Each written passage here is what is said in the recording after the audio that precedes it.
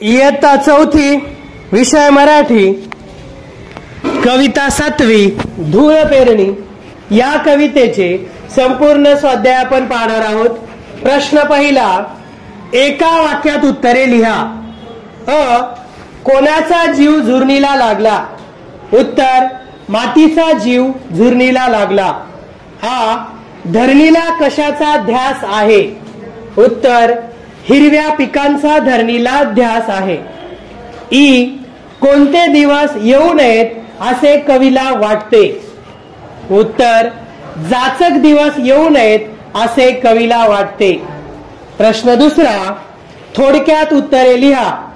अ, कोरडे नक्षत्र गेल्यावर शेतकऱ्याच्या मनात कोणकोणते विचार येत असतील? उत्तर, धूळ पेरणी करूनही पावसाचे नक्षत्र कोरडे गेले तर शेतात काही पिकणार नाही, खायला अन्न मिळणार नाही, प्यायला पाणी मिळणार नाही, दुष्काळ पडेल, गुराढोरांना खायला मिळणार नाही, जीवन जगणे कठीण होईल असे विचार शेतकऱ्याच्या मनात येत असतील. आ, शेतकऱ्याच्या शेतात भरपूर पीक आले तर त्याच्या मनात कोणते विचार येतील?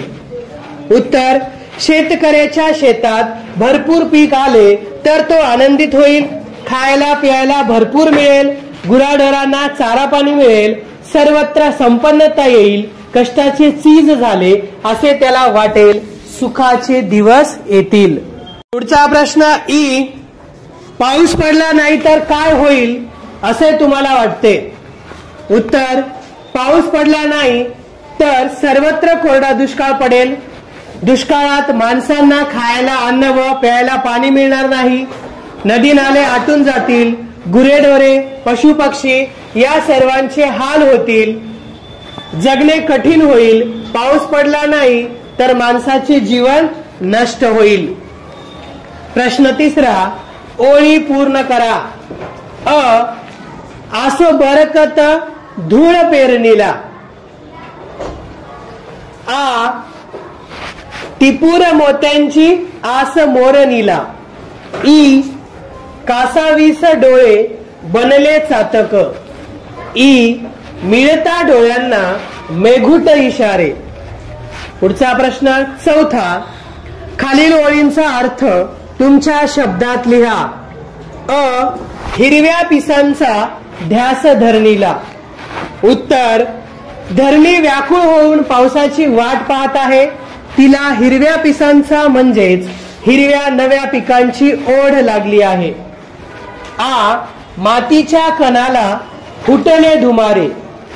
उत्तर, आभाळात आलेले पावसाचे ढग पाहून मातीच्या कणांना आनंद झाला, जणू मातीच्या प्रत्येक कणाला नवीन कोवळी पालवी फुटले असे वाटते.